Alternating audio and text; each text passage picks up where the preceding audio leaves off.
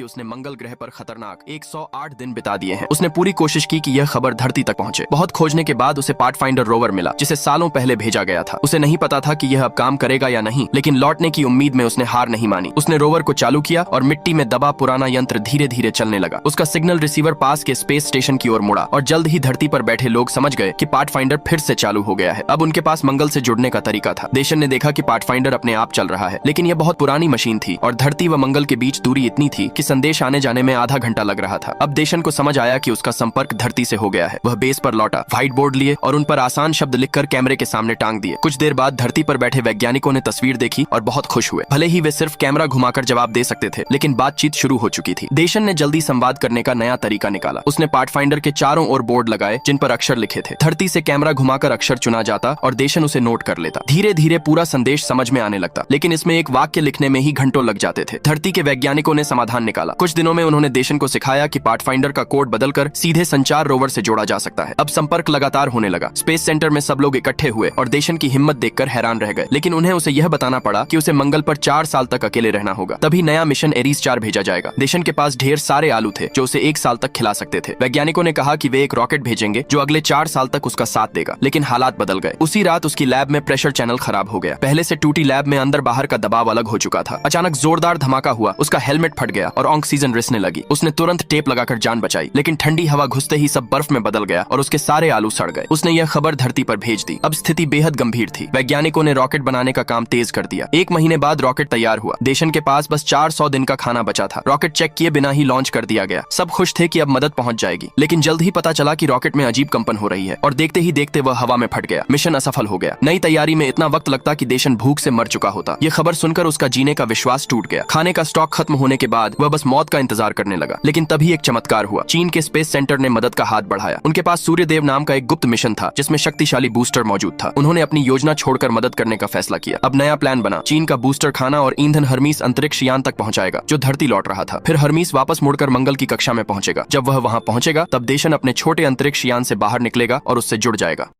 एक आदमी को अचानक एहसास हुआ कि उसने मंगल ग्रह पर खतरनाक